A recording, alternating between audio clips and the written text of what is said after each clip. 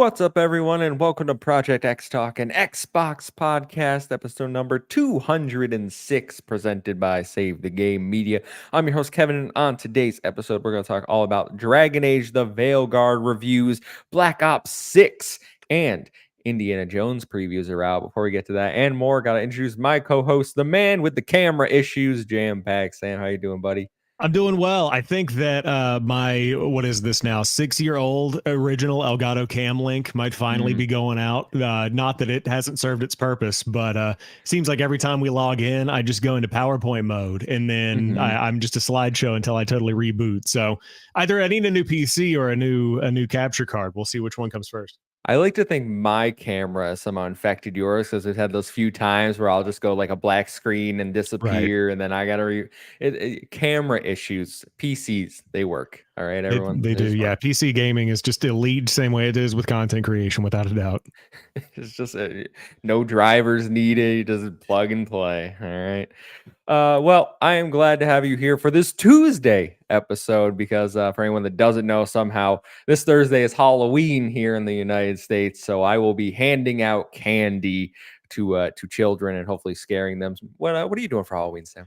I'm going to be playing Dragon Age: The Veilguard. That's what I'm going to be doing. I got a code today. Shout out to Xbox for shooting over a code. So I will be checking that out on launch day. Can't play it early because things aren't live on that side of the code they're giving out. But I am excited to dive in. So that's my plans. In our apartment, it's kind of in a nook where people don't really know we exist. So those kids, go somewhere else. I'll be playing Dragon Age. Good luck with your candy.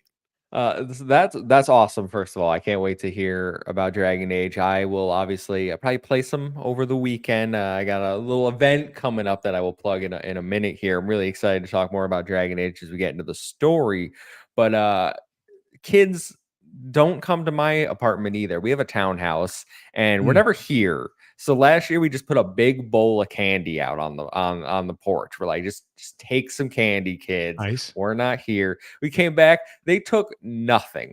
Genuinely nothing. I was like, it's free candy. It literally said just take some, and nothing was gone. So my fiance had like mountains of Kit Kats to eat. I mean, Kit Kat is a good abundance of candy to have if you're picking any candy. It's the opposite from my parents' place, where if they're going somewhere and they leave out a bowl of candy, one dude will come through with a trash bag and just dump the whole bowl, and then it's just game over for everybody else. So hopefully you'll get some trick-or-treaters thrown in there. That'd be nice. I'm going to put out a bowl of broccoli. Let's see how you like that. There you go. I saw a clip on TikTok of somebody that gave out entire cans of Pepsi, and somebody said, I would just throw that through the front window. I don't want your can of Pepsi. What are you talking about? That? What am I supposed to do with that? Rick Davis in the chat, will you be giving out copies of Concord for Halloween, Kevin? It's a trick and a treat. Ooh, now we're talking. Yeah, RIP Concord, RIP Firewalk. You have to listen to, well, there's no limits this weekend because we'll be at Extra Life. So whenever they talk about that, RIP in peace. But let's get into the housekeeping and get this show on the road because I do have an out. I gotta go play soccer in about 30-40 degree temperatures. It's a really good time out there. Really good time. So this is Project XTalk. We are live every Thursday right here on youtube.com/save the game media, except today, again, Halloween. If you can't catch us live, post every Friday morning on your favorite audio platform of choice. While you're over there, make sure to drop us that 5-star review, whether that's Apple, Spotify, Google. I don't know if they have reviews, but just hit the button. It helps us in the algorithms.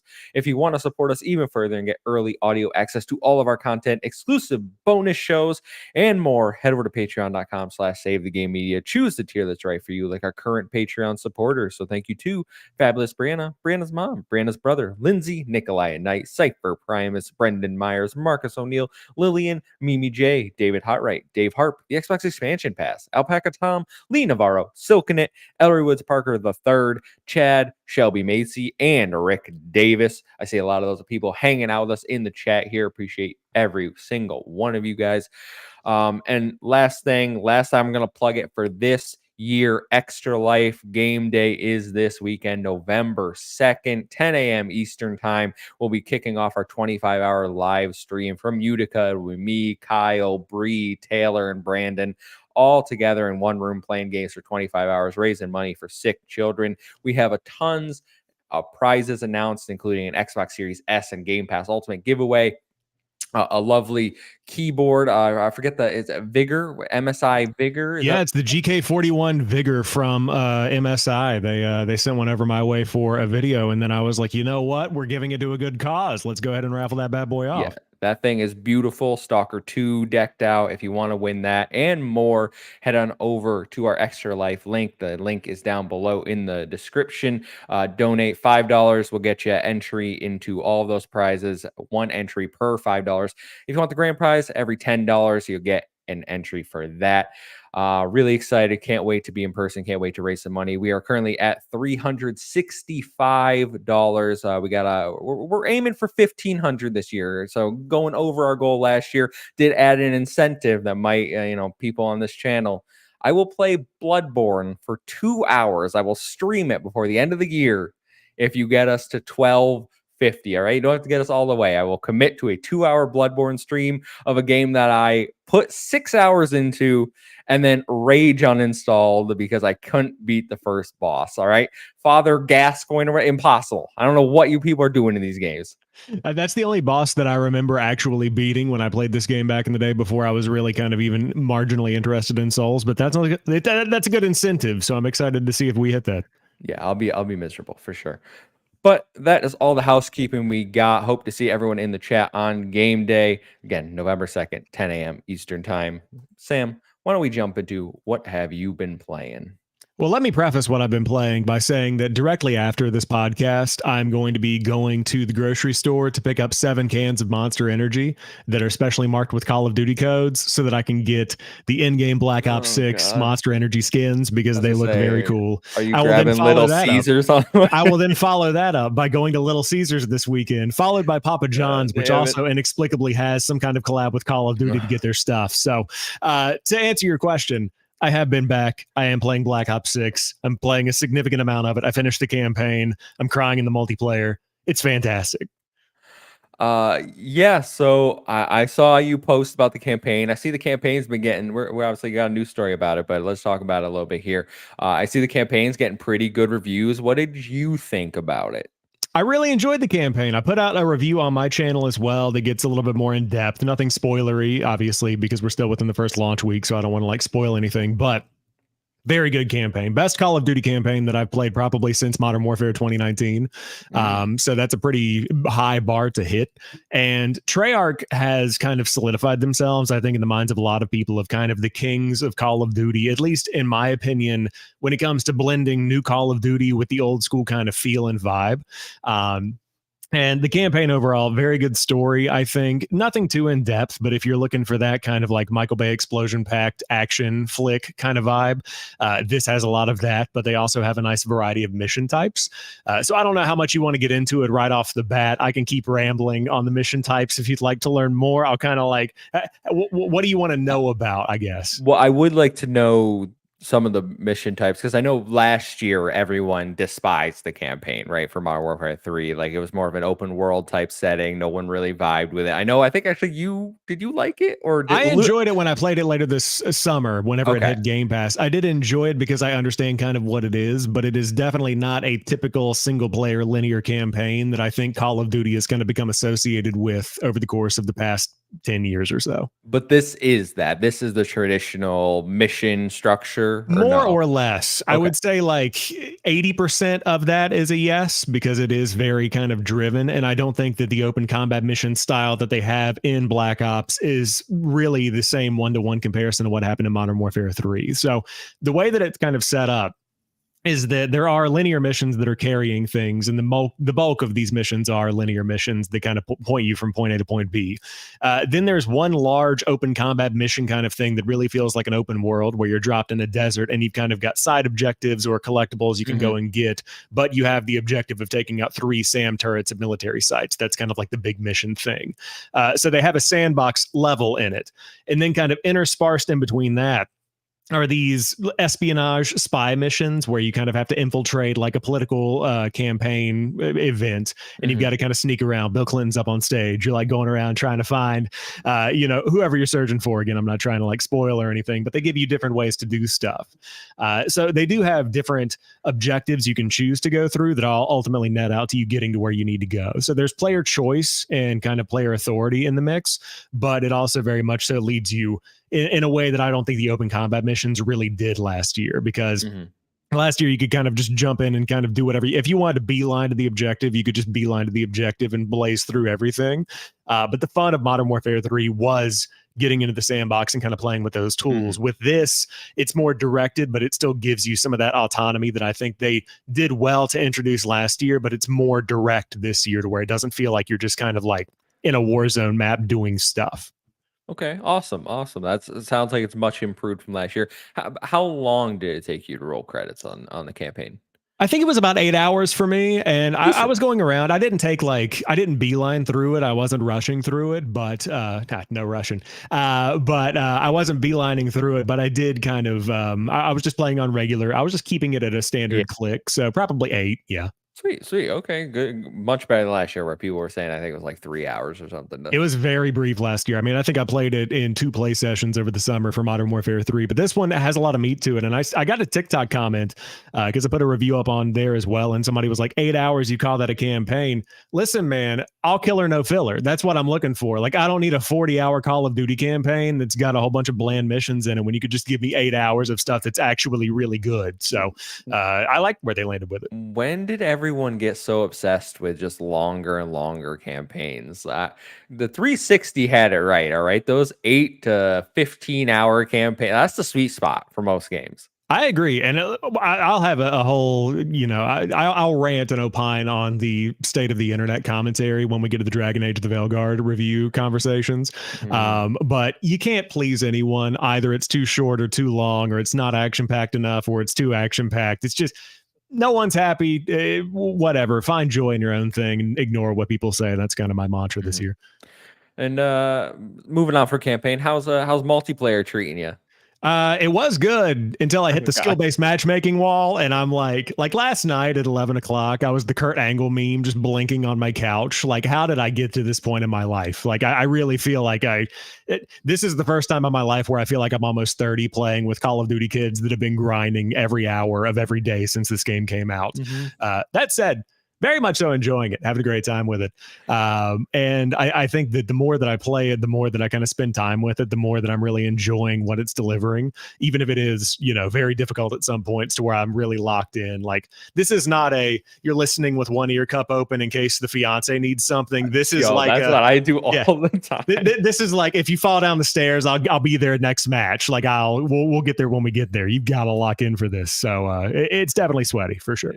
Okay. So probably not my speed anymore. I was more the Concord player these days, where I was like, oh, PlayStation people can't even aim on this controller. What's going on? But I have heard that if you play hardcore, it is actually better, because if you're the first to shoot, you will get the kill because it's hardcore instead of the standard kind of time to kill with a regular mode. So I might try that. I haven't played hardcore yet, but Nuketown launches Friday, and of course, everyone loves a Nuketown. Yeah, of course I'm going to play Nuketown, man. Again, I'm going to get 7 monsters after we get off this podcast. Yeah, I'm locked in. Let's do Nuketown. I'm ready.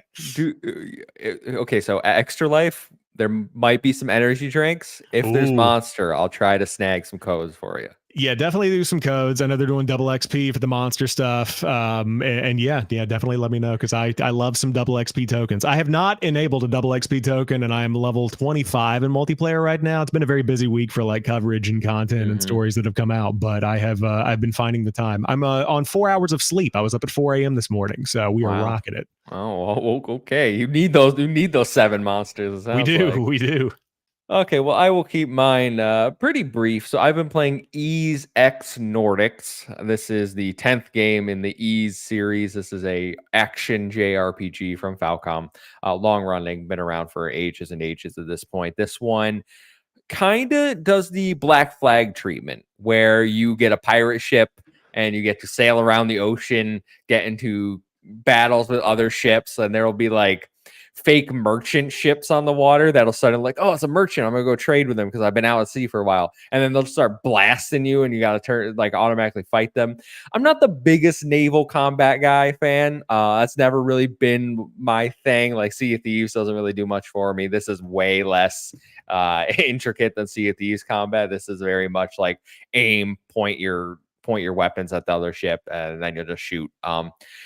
I really like this game. This is, I would describe as the perfect comfort JRPG. It's a very cozy feeling, especially coming off something like Metaphor, which dealt with a lot of like strong themes about racism, social inequality, and was almost 50 hours long. This game is going to be nowhere near that length. This is very more lighthearted, as all the Ease games are, much more colorful, much more easygoing, and just fun, fast paced. So I'm really enjoying my time with it. I'm nearing the end of chapter 6. There's 10 chapters. So like I said, it's a very quick game, but the story is interesting so far. These games are never really like, oh, I go to these for the story. This is very much a gameplay first focused JRPG. Interesting. Yeah, I'm watching the gameplay trailer over here, and per usual, probably not going to be something I check out. But when it comes to the ship combat, I do have one follow-up question. Did you play Sly 3 back in the day? Yeah, of course I did. Yeah. Well, not back in the day. I played on my PS5, but yeah. Do you remember Oh, yeah, of course. Do you remember the pirate ship combat where you were like sailing the open seas? Is it kind of in that vein of like you're just having fun with it? Yes, absolutely. Yeah. So much fun. Absolutely. Yeah, this is not very in depth. Like if you were like, oh, we're gonna put this up against Ubisoft Pirates games, those games are definitely focusing more on the actual combat. While this is like hit triangle and you'll shoot 5 cannonballs at once. Hit R1 circle, you shoot a blizzard bomb and freeze them in the ocean, and like weird wacky stuff like that. So it's fun enough. It's not like, oh my god, I'm having a miserable time every time I have to leave an island and go to the next objective point. But I'm having a good time exploring the ocean, finding side quests, finding different islands with like unique things going on, and then again, just some naval combat in between that. So a really good time.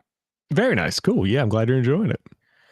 All right, everyone. Why don't we jump into the news for this week? Because we do have some topics, mainly focusing on games. Look at that. No issues here. All right. Certainly not with this first story. So, story number 1, Dragon Age the Veilguard review roundup. BioWare's long-awaited game, Dragon Age the Veilguard, is out in 2 days on Halloween, and reviews have dropped. Currently sitting at an 83 on OpenCritic. It has a wide array of scores. Liana Haffer at IGN gave it a 9 out of 10, stating, quote, Dragon Age the Veilguard refreshes and reinvigorates a storied series that stumbled through its middle years and leaves no doubt that it deserves its place in the RPG pantheon. The next Mass Effect is going to have a very tough act to follow, which is not something I ever imagined I'd be saying before I got swept away on this adventure. Meanwhile, Jordan Midler over at VGC gave it a 3 out of 5, saying, quote, Dragon Age the Veilguard feels like BioWare playing it too safe. While it nails what it does best, like the excellent cast and interpersonal relationships, from a gameplay perspective, it feels out of date. So obviously neither of us have played Dragon Age yet, but you saw the reviews. I know you put up a short about it. Lots of differing opinions about this. Where is your excitement level for Dragon Age right now? So my excitement level, I would say, just gut feeling going right off the cuff, I would say it's a 7 right now. I think that's kind of where my excitement level's at out of 10. Depending on the time of day, could be swayed to go up to an 8. And a lot of the conversation that I've seen around this, especially when it comes to some of the content creators that I've been following and that I appreciate their opinions, one of the takeaways that a lot of people bring up is that this isn't the same BioWare that made Mass Effect in the past and that made former Dragon Age games. It's new writers, new developers. Like, it's a new era of BioWare that's kind of come in. And for me, as somebody who never really played Dragon Age, not a huge Mass Effect guy, like I never finished either of or any of those games, I should say. I don't have skin in the game, you know what I mean? So like I can kind of go in fresh in the same way I would with if I were to play Larian Baldur's Gate 3 for the first time. Yep. I have no history with Larian, so like I'm just going in fresh. That's kind of where I'm at with the Veilguard. So I'm liking what I'm hearing. I mean, the people that I look to, you know, your kind of funnies and your general gaming outlets, because I trust what the outlets have to say most days of the week. Seems like it's going to be a game that is probably going to be something I'm interested in. And I'm glad that it's coming out now for me, because I think my gaming taste had kind of matured and changed in a lot of ways over the years, to where if this had come out 5 years ago, probably would not be diving into it with the same level of hype that I have right now. So that's Hmm. nice.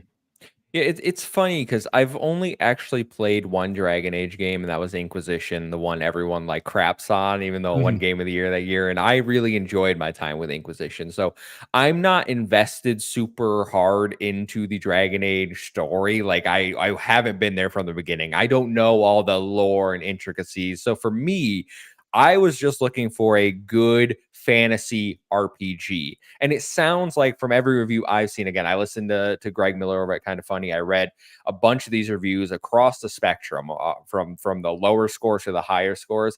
It sounds like this is what I'm looking for, where gameplay is good, the RPG elements are there, and then it sounds like I have yet to see a review say they don't nail the interpersonal stuff, which is a big driver for these types of RPGs. So for me, like, this is sounding like the game I expected it to be. I wanted it to be, scoring in the the 80s. I wish I had done better for our fantasy critic league, even though I think it's about done at that point. RIP our chances. We'll get them next year. But but this is what I was looking for. Like, I'm excited to play this game. And once I finish Ease, I can jump into this. Maybe I'll play this a little bit of Extra Life for a little breather when I need some alone time. Like, I am excited to dive into this world. I know not many choices carry over from the older games. I think you get to pick like your Inquisitor, who their love interest was, and maybe like two other decisions or something. So my mind went immediately, oh my God, who did I romance 10 years ago in Inquisition? Like, I'm trying to think. And then I was like, oh yeah, I did Iron Bowl because I thought it was going to be hilarious. And then you had the scene with Iron Bowl. And I was like, oh, okay. All right. That's where we're going here. So we'll see how that plays out. I'm going to try to stay true to my decisions that I made 10 years ago that I definitely don't remember, but I am looking forward to this. I just think it's a shame that how much like vitriol I've seen regarding these reviews, regarding the culture war nonsense around this game, especially because I don't understand most of it. It's a fantasy game. Anything can happen. It's Right. literally the definition. Yeah, it's really disappointing. And every time any kind of divisive reviews come up, I think that I am disappointed more often than not to like call out the definitive use of the word woke in like the review culture and Oh like God. and I'm gonna call it out. DualShockers using Sweet Baby Inc. literally in their review. What are we doing as a Hmm. gaming culture at this point? Like, we've got to be better than this. And I look at it as that is an inability to accurately describe how you feel about something and why you feel that you don't like something. Like, let's use our big boy words and actually have a conversation instead of just flinging something into the atmosphere to virtue signal. That's my high horse on that one. And Well, again, just my opinion on well, I it. think I was listening to Luke over the weekend, and I think it was Luke, and he was talking about how the content he enjoys actually analyzes games from a critical standpoint and has like thoughts to say about these things Right. instead of taking those cheap things, the cheap way out, where you just label something and you dismiss any critical analysis as just, oh well, that's woke, that's DEI, that's whatever label you're throwing on it. And I feel like that is unfortunately a lot of the content creator space that's like thriving right now out there on YouTube and Twitter for sure, man. I don't know if you saw. I was on Threads quite a bit this week, and I was like, I'm gonna hang out over here. It's nice and quiet. Yeah, I'm so glad that I've stopped checking Twitter on a regular basis. I'll check it in the morning, but I just don't see value in having those conversations. And we all wake up in the morning with a certain amount of bandwidth that we can mentally give things throughout our day, and I don't have bandwidth for that level of conversation. Mhm. Um, but the other thing that I'll say too is I'm always amazed at the distrust in gaming media, Mhm. and I understand where the perspective is coming from. Like, you want to hear from the players, but at the same time, we've had discussions on this show about how can you really trust a Steam player review, like the aggregate score overall, when you look at something like Helldivers that still has old reviews from whenever they had the PlayStation Network account issues. That game is going to be skewed as well, and so I understand wanting to hear from real players what they have to say, but also totally discrediting what actual outlets that are doing this professionally and assuming that they're paid off to give reviews. I mean, like, I was going back and forth with somebody on Threads, and I was like, I'm not having this conversation. Like, I have no interest in entertaining this thought because, like, you're making a little fantasy life up. I don't understand. So, like, as always, find the people that you tend to gravitate towards, Yep. like you and I do, whether that's us or whether that's somebody else out there in the internet sphere, and just kind of see what they have to say, inform yourself, watch some gameplay, make your own informed opinion. But you can't win because now, like you always know, I put out the review roundup videos for any of the big games that come out. And so I was fully expecting for people to be like, don't trust the review outlets. Now, apparently, we're trusting review outlets again in my comments. And they're like, oh, what do you mean? It's a good game. And I'm like, okay, I guess. All right. I don't know, man. It's weird out there in the internet. I've had those conversations with people as well where they, oh, they clearly paid for this review. There's no way it's a 7 or an 8. And my thought is always just, why would they get paid for a 7 or an 8 where the general gaming community Felt doesn't that. even pay attention to that kind of stuff, right? Like, and then it's always like you try to explain, it's like, well, no, like I'm a small content creator. I've gotten review codes. Nobody's ever paid me for anything. I know other content creators. No one's ever paid them to give a score. Like when you try to explain it to people, it's like talking to a wall almost, where they don't understand the process because they're not in it even at any level. So they just automatically assume like their bias, their preconceived notions have to be the correct ones. Yeah, and the thing that disappoints me too is that there's an assumption that content creators will not tell it how it is because they want to protect those relationships to continue getting free games and merch and invited to all these things. And like, again, I understand that perception of it, but there's also this kind of rooted trust that you've got to build with your audience, because if you don't have the trust with your audience, all of it goes away anyway. So Yep. you've got to continue covering the things that are actually important and telling the truth about things. You can't just lie and become a billboard, because then people are going to be like, what are we doing here? This is just an ad. So you get, there is an obligation to kind of tell you how it is. And I think that the people that are getting the codes and that have all of the eyes on them in these situations know that. So you've got to actually trust people and assume they've earned that trust. It's very, very important. Yeah, absolutely. The people getting paid, as Luke points out, Raid Shadow Legends. All right, and they're looking to give me some money. We can work something out Which there. brings us to today's sponsor. Yeah, brings us to today's sponsor, Manscaped. Not actually our sponsor, and probably never will be. Yeah. So Dragon Age: The Veilguard is out on Halloween. We're both looking forward to it. Everyone I know is looking forward. Like everyone I've talked to is pretty excited about the game. Still, these reviews have done nothing to like dissuade them. So that's good to see. I'm glad that like overall the positivity for this game is still there, because I love BioWare. Like I am a huge Mass Effect fan. Like I've played through the trilogy multiple times. I played Andromeda and really enjoyed it when everyone was crapping on it. I was sitting there, I was like, I think it's a good game, guys. So like I've always been in on this vision. Except Anthem. We don't talk about Anthem. But other than that, BioWare, I trust you. I'm glad to see you getting some praise again. Let's continue this going forward into Mass Effect. And I really do want to come out like next week or week after and just talk about the praises of this game. Hopefully I love it. Yeah, I'm excited to dive in and kind of really play my first BioWare game in a way that I'm really getting into it. And I also saw that the head of Larian gave it his thumbs up. He approved. He says it's a good game as well. So Great. Getting some blessings from the Baldur's Gate 3 crew is never a bad thing when you're coming out with an RPG that's kind of in the same vein. So excited to go hands on. That's great. I do new segment. What does the Larian Studios boss think? Yeah. Ubisoft bad, Yes. Dragon Age good. All right. Well, why don't we move into story number 2? Black Ops 6. We've already talked about your experience with it, but Call of Duty Black Ops 6 is here, and it's looking to be a big hit for Xbox. Currently sitting at, I believe it's at 83 now, but it was an 85 at the time we were writing this on OpenCritic, with a campaign receiving rave reviews, but it's already having an impact on Xbox. According to Circana, who provide monthly statistics for video games, nearly 50% of all active Xbox Series players in the US played Call of Duty last week.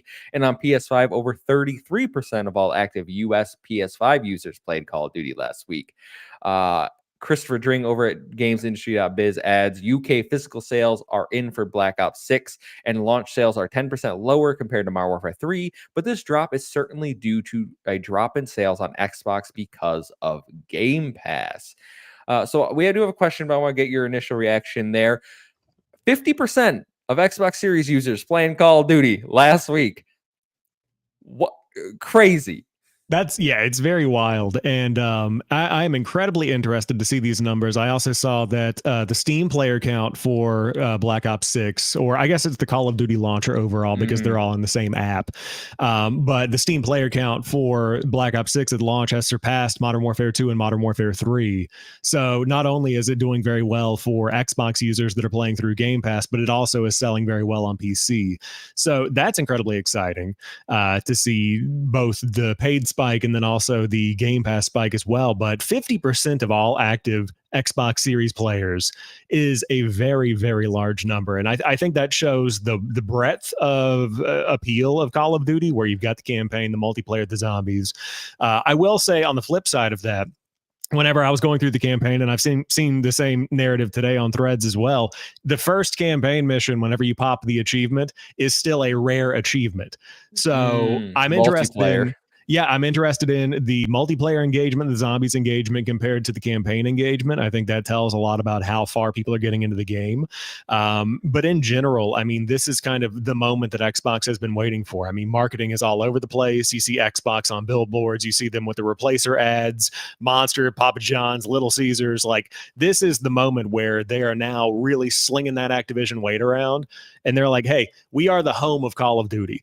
And I don't know if it's just anecdotal or whatever, but it feels like PlayStation has been getting lower engagement on socials for the Call of Duty stuff this year. And I don't know if that's just, me being more attentive this year because it is an Xbox thing, and I know we would talk about it and cover it more, or if that's just a reflection of maybe they're changing their marketing strategy to focus more on things that are feeling only PlayStation sided, which they're still talking about Call of Duty and whatnot. But overall, I mean, the reception, the sales, the player counts, that's all a huge, huge win following this giant $69 billion acquisition. Yeah, so I was just doing some math while I'm reading this tweet from Circana, right? And it's saying 50% of all active Xbox Series players played Call of Duties, not specifically Black Ops 6. I think that's a good. They don't specifically say they played Black Ops 6 last week, even though I imagine a lot of it was Black Ops 6, because I don't know if you got it, but that ad that you turn on your console pops up immediately, says play back Black Ops 6 Game Pass or buy it straight up. What's going out to a lot of players, so I assume that got the casual user who maybe didn't know it was on Game Pass or didn't even know it was coming out, like, oh, new Call of Duty, this is my yearly game, I'm gonna grab that. But my point I was going back to when I was doing this math over here, nearly 50%. So Xbox Series is about 28-ish million. So if 50% of them played Call of Duty last week, that's 14 million people were playing Call of Duty in some form last week. And then 33% of PlayStation 5, which this is only US PlayStation 5, I will say, but I don't know just US PlayStation numbers. So I did overall and I rounded it to 60 million, which would give you like 19 million users. So subtract whatever the other countries have for PlayStation, which I assume is quite about, but that's still millions and millions of people were playing Call of Duty Black Ops 6 in the last week. Like, this game is massive, and we're looking at the Steam player charts. I think 306,000 it was peaking at, which is huge, one of the biggest games of the year, and obviously not hitting the likes of Pal World and those millions of concurrent players, but still nothing to ignore when you think like Call of Duty, Steam, those aren't really like associated. Call of Duty has been associated with PlayStation for so long. Right. Yeah. And I kind of would want to transition into Sam Heaney's question because it kind of comes up to the point. And I can read it if you want, you want to go over it. So Sam Heaney writes in, with the success of Black Ops 6 and the news that Nadella's bonuses will be tied to content and software performance going forward into 2025 and beyond, do you imagine he will further demand to expedite multi-platform releases, or will Xbox leadership be able to stay the course and drip feed games? And I think that any sensible business person, if you're in an executive position, whether you're Nadella or somebody within Activision and Blizzard, or even down at the studio level, you look at this and you're over at Halo Studios and you're talking about the Unreal Engine 5 Halo that's coming out in, let's just say 3 years, 4 years, whatever it might be, maybe sooner than that. and you're looking at it and you're like, Call of Duty is literally a global phenomenon. This is a Hmm. moment in culture history right here. Why would I not want that? I mean, again, you can talk about the console tribalism and the pride that you've got to have and the thing that kind of started this box. But when you look at Call of Duty, made more money in one day than Halo Infinite's probably made in the past 2 years of being alive on the platform. So Yeah. when you look at this, and again, you can't really compare them apples to apples because I know they're very different games with different ingrained audiences and whatnot. But conceptually, they are both first person shooter games that are going to be appealing to these audiences that are both relying heavily on nostalgia with the likes of Nuketown coming back and whatnot. I'm wearing a Modern Warfare 2 shirt right now. Like we like the things that we grew up on. So throw yourself into that. I think that anybody that's saying that Halo is going to stay as a Xbox exclusive after this acquisition and they see the numbers and the money they're making from these non-exclusive deals, you're just lying to yourself, man. Like it's coming. Prepare yourself. It's happening. I understand. I completely get what you're saying, and I think I've said on the show before, like multiplayer for Halo should go multi-platform. Like that is the live service element. That's the engager. That's the microtransactions. Like that's where you're going to make your money. I still have a hard time, like campaign wise, seeing that go elsewhere. That's a personal hang up, and I think we need to get more games from Xbox over there and like get Xbox players conditioned to that, because right now everyone acts like we put or Xbox has put tons of games over on the platform. We put four. They've put four games, and then Indiana Jones is coming for number 5, right? So like they've Mhm. put barely any games so far. To go from what they've put to Halo, I think is a very big jump. Now 2025 could roll around and they could say, hey, we got way more coming, and then 2026, oh, here's Halo Combat Evolved remake, completely within the realm of possibility, right? And then we see, oh, here's Gears E-Day along with a Gears collection. Like these things could happen. This could be their plan. We just don't know that yet. I am all for multiplayer games going everywhere though. Like if you want Halo Infinite multiplayer going over there, I don't know why they would do that at this point, but they just want to like try to, hey, we're gonna put this over here before Combat Evolves multiplayer suite comes out, and then we'll throw that over there as well. Completely makes sense to me because you do see these numbers and you're like, wow, millions of people were playing this game, whether it's on Game Pass, and I can't wait to see what this did to Game Pass subscriber numbers. Like, if this didn't increase it, I don't know what will, because we know Game Pass has what 34 million players. So hype realistically, everyone that played Call of Duty on Xbox could have been a Game Pass subscriber, because like that's still half their that's half the user base, right, for the series console. So that's within the realm of possibility, but I really want to know like PC Game Pass, like how did that boost engagement? Did Mhm. anyone jump in on the cloud just to see like, hey, I don't have a console that can play this? I want to know these numbers. I want to know where we're going, because I do think that will dictate the future of these conversations. Yeah, I did have somebody DM me on TikTok after I put up a video and they said, when does the cloud version go live? Because I want to play. And I was like, number one, went live whatever time it was UK. Yeah. So I like answered their question. But number two, it's like, it's very odd question for me to get randomly in a DM. And it kind of, obviously that's just one dude, but I think the general interest of somebody to reach out to me to ask that shows that like normal people are interested, at least to some degree, in playing through cloud gaming.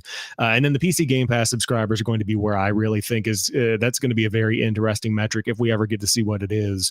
Hmm. The other thing I did want to call out though, I did see a screenshot posted online where, and I mean, it's not really a shocker, but Black Ops 6 is still the top best selling game, like paid app within Xbox. Great. So that shows that not only is it obviously big on Game Pass, to no one's surprise, but also you have the paid element there as well, where people are like, I don't want that. I'll just continue buying it the way that I always have and spend my $70 and continue my life. So, yeah, it's going to be really interesting. And then the earnings call, I believe, was earlier this week, where Satya Nadella again, earnings are more tied. His personal earnings are more tied to success in Xbox's division more than ever. They doubled down on content coming to new platforms, which Hmm. obviously Indiana's coming up, which we'll talk about here in a moment when it comes to the previews. But I still think that, like, when you look at Halo, I still think that's where it's going to be. I would not be shocked to see the campaign, the full gambit of everything, come over to PlayStation, whether it's timed or day and date. But I feel like Master Chief deserves to be a household name And whether that's through Xbox building up that brand again and continuing to refine Halo and make it what it is, yeah, you can still do that kind of in your silo. But I also think that just breaking it out of Halo is Xbox, Xbox is Halo, and just making it Halo absolutely kicks ass, like just really make it stand alone again and be a cool entity. I think there's so much value in that if they're able to pull that off and not alienate that original user base and still nurture the Xbox ecosystem that they've kind of built up.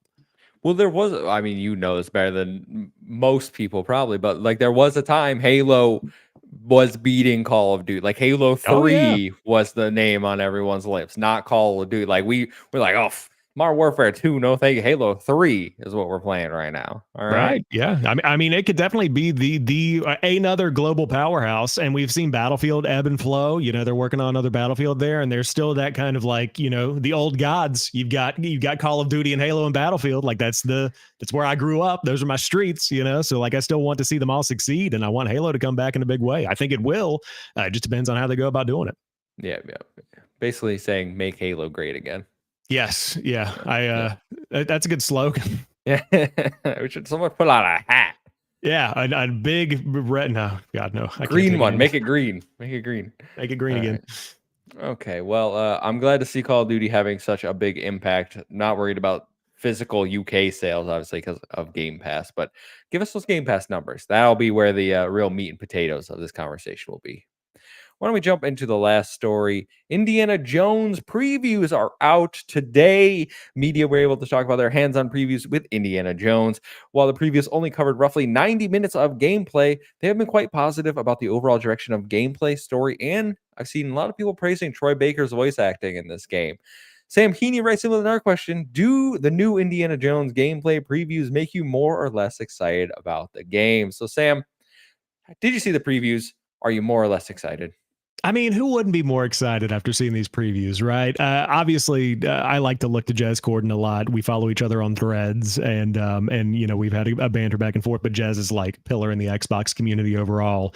And so I trust his opinions on games, and to see him being so high on it really interested me more. He said it was more of a stealth game than he had expected. So I read through his review, really good stuff at Windows Central, if you want to go check that out. I also saw a post from, I forget what outlet it was. It might have been GameSpot, but I could be wrong, where they said that it might be better than Wolfenstein. And I'm like, hold on now. Let's not. I feel like we're getting into an Icarus situation where you're like, let's not fly too close to the sun here and then build it up to be something it's not. I think we need to kind of still temper expectations and don't expect it to be like the next big thing. However, it does sound like it is a very good rendition of what Indiana Jones could be. And I think the thing that stood out to me from these previews is that people are very high on how faithful it is to what Indiana Jones is as a franchise. And I think that's really exciting for me because you still want it to be something that it is a game for the hardcore fans, like Todd Howard, apparently. So hopefully it'll be something that can kind of stay true to that and really deliver. Yeah, I'm not like much more excited. I am more excited though after reading the previews. Again, how could you not be when they were overwhelmingly positive? So I point to, and I forget who said this, but I saw someone praising Troy Baker, saying that he really captures the spirit of like Harrison Ford and really embodies Indiana Jones and how they portray the character in this game is very faithful to the adaptations in the movie. So like that's exciting for hardcore fans of Indiana Jones, which I'm not, but I like to know like, oh, I'm getting an authentic experience. Like this isn't gonna be like a Temu Indiana Jones, you know what I'm Right. saying? Yeah. And then the one thing that caught me off guard, and this was across most previews, is everyone saying this is a stealth game. Like the amount of I think I read GameSpot and I read someone else where they were like, oh, I had a pistol, but I didn't really like Mhm. using it that much. I felt like it was a last resort type deal. I had limited ammo and you can pick up the other enemies' weapons, but most of the time they did prefer to like sneak, use their whip, and try to get through encounters that way. I know GameStop pointed out wasn't the best at hand-to-hand combat, so they did really lean into the stealth elements, and that gets me more excited. I saw some people saying like, "Oh, it's got Dishonored vibes instead of Wolfenstein," which isn't something I expected at all. I was like, "Oh, Machine Games making this, it's gonna be Wolfenstein." Dishonored, not my type of like.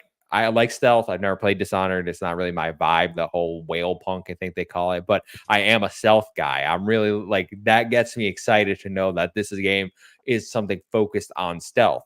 Now, my trepidation comes from I've heard this story before, all right, where hey, it's a stealth game where shooting should be your last option. My mind immediately went to, oh, Star Wars Outlaws. That's Oh yeah. that's what I heard from people in the Star Wars Outlaws previews, and we know how that turned out. So I am being cautiously optimistic right now. I hope this is good. I hope December rolls around, I boot it up and really enjoy myself, but I'm not getting overly excited so far. Yeah, I'm still keeping my expectations exactly where they were. And I think if I do that, then I'm going to go in and be blown away by what I actually end up seeing. And I think that's a healthy way to approach any kind of new game. The stealth elements definitely don't scare me. I think what I'm concerned about are people that run in thinking it's a Machine Games game, and then they play it like a Machine Games game. And then they're like, why is it bad? Well, I mean, some games, kind of like we talked about with Starfield, you've got to have this like suspension of disbelief of, hey, I'm going to role play as an archaeologist that's trying to figure out what happened to this archaeological artifact. And so I think if you kind of willingly put yourself in that, you'll probably have a really good time with it. So I'm going to be doing that. I would encourage others to do it as well. But if you want to go in playing it like a Wolfenstein game, good luck. Have fun. Yeah, and I think you called it where they say like, oh, one of the first things you do is like a puzzle where you have to put things in the right. I'm like, oh, Sam knows what this game's all about. He's saying this. It feels like it's going to be a Tomb Raider. It feels like it's going to be a Tomb Raider game that has like mixed in with stealth elements, obviously now. But I do think it's going to be more of that. Like and again, you are an archaeologist going after this thing that's kind of like an Uncharted vibe, but without the like super high octane action. So, yeah, I think that's still what it's going to be. Yeah. So. More excited, but we'll keep our expectations in check. Obviously, game comes out a little over a month, actually. Was it December 8th? Something like that, I think. It sounds right, yeah. Yeah, December 9th, I think it is, because Game Awards is, or 10th, maybe. I know it's the same week as the Game Awards. 9th. 2 days. The 9th. All right. So a little over a month, and we will obviously talk about that whenever we play it. So that is all the news we have for this week. Why don't we end this episode with some listener questions? We only got 2 this week, so JamPackSam writes in similar question I think we answered last week, but a different spin on it. Top 3 horror games from each of you, 1 per franchise. I would say Dead Space remake. We had a question like this last week, didn't we? Yeah, similar. Yeah, so Dead Space remake. I would say Resident Evil 2 remake as well. Then I'm trying to think of a third horror game that I'm really into. I feel like those are kind of like my mainstays. I mean, my gut immediately goes to Callisto, but I think that's just a recency thing because that's definitely not like a top of all time. I don't think. Let me noodle on it for a minute. How are you feeling? I immediately go to Alan Wake 2. Okay. Because I absolutely adore Alan Wake. I have to throw, and I will say this straight up. I've never finished this game, but Resident Evil 4, I have to put in there because it was actually too scary for me to continue playing. Interesting. That's still, I have not played the remake, so I need to go back and play the remake. I have it on the shelf. It's sitting right there. And then I'm going to throw one of Supermassive's games in there just because I love them. I'm going to go The Devil in Me because that's my favorite one. Ooh, yeah. I'm looking at my shelf and I'm trying to find other things. I think the once per franchise thing is what's really getting me because I'm looking and I've got like Resident Evil 3, big fan of that remake as well. I don't know, man. I mean, does Doom 3 count as a horror game? Yes. Okay, yes, it does. I would probably throw Doom 3 in there as well. I feel like that's a legitimately good, scary rendition of what Doom would be. So I guess that's my number 3. Also, shout out the Medium. Not as bad as everyone says it is. Debatable. Yeah. Could arguably be as bad as everybody says it is, depending on what host you ask. Yeah. Bowser, shout out Bowser, says live question. How excited are you for this weekend? Can't wait to hang. Pretty excited, Bowser. Can't wait to see you in Utica, New York. I think it was over there still at Carpool, still saying Rome, Utica this year. All right, Utica. Brandon has the last question. Says, what's the most horror-inducing thing Microsoft has done to you? The most horror-inducing thing that Microsoft has done to me? Yeah. I can't really think of anything. Actually, no. I bought an Elite Series 2 controller from them, and it was whenever the Deadpool and Wolverine movie was coming out, and it came with the Cable Guy's little controller holder thing. And so I checked out, and then they said I did like the assisted checkout, and they forgot to put in the Cable Guy's controller holder thing, and they were like, sorry, we don't have one anymore. We just give you like a refund for the cost of the thing? And I was like, yeah, sure, whatever. I'll just get the Elite controller. And then they were like, never mind, we have the cable thing. We're sending it your way too. So I guess the stress of going back and forth via email for like 3 days was probably that. But I mean, I haven't really had any kind of bad experiences personally.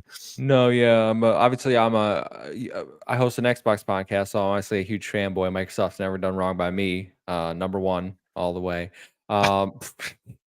Yes. Ooh, ghostly guides. When they delivered our Xbox Ones to random building and we didn't know where they were. That is a good shout out. So we that's my brother, for anyone that doesn't know. We bought our Xbox Ones and we were in college and we decided to stay for Thanksgiving break. And they came out around that time. So we're waiting there for it to get delivered to our apartment building. It says, oh, we get the notification delivered. We go down to the mailroom. They're not there. We go, where are our $500 consoles? We're college students, right? So then we're like calling people in the administration. Everyone's trying to leave for like break. And I'm like, no, you don't understand. I need this. I'm not letting it sit somewhere. Right. So those panic stations. Finally, they're like, oh, it's in a different building across campus. Closes in like 10 minutes or something. And we're like, we'll be there. So we're like, we are booking it. We're like, got them. Worked out, but that is a very stress-inducing thing. I don't know if that's Microsoft's fault. Well, they did choose a shipping company, so I'm gonna blame them. But yes, Microsoft. Yeah, always fun when you get the delivery picture, and it's like your Amazon package has been delivered, and then you just look at it and you're like, I have no idea. I absolutely have no clue where that is. Yeah, that's happened to me. That's happened to me a few times, and I think they finally. Every time they did it, I would give them like a bad review and just be like, "That's not my house." So now I think they finally got it because they must have something. I must be punishing them Amazon users. But yeah, that's probably number one there. So that is all we have for this week's episode, guys. A little short one. Hope everyone has a good Halloween. We will be back normal time next week, as far as I know. So November 7th. Hopefully Thursday, 7 p.m. Eastern time, catch us here. But Sam, until then, where can they find you, my friend? Yeah, you can find me over on TikTok, Threads, Instagram, YouTube, JamPackSam, doing all that cool stuff. I got some exciting things coming up. We've had a really big week with a lot of cool stuff. And yeah, this is the Super Bowl time of the year for the gaming content creators out there. You got a lot of cool stuff to discuss, and I'll be covering some Dragon Age Veilguard stuff. So I'm excited about that. Yes, absolutely. You can find me at the Muffin Mon on all social media. So it's a 1-7I-O-7A. Follow us at Save Game Media, especially this weekend. Again, Extra Life, 10 a.m., not 10. We'll be live at 10 p.m., but 10 a.m. Eastern time is the kickoff for our Extra Life 25-hour live stream. Donate, win awesome prizes, hang out, play some fun games with us. We're going to have a great time. Hope to see you all there. But until next week, we will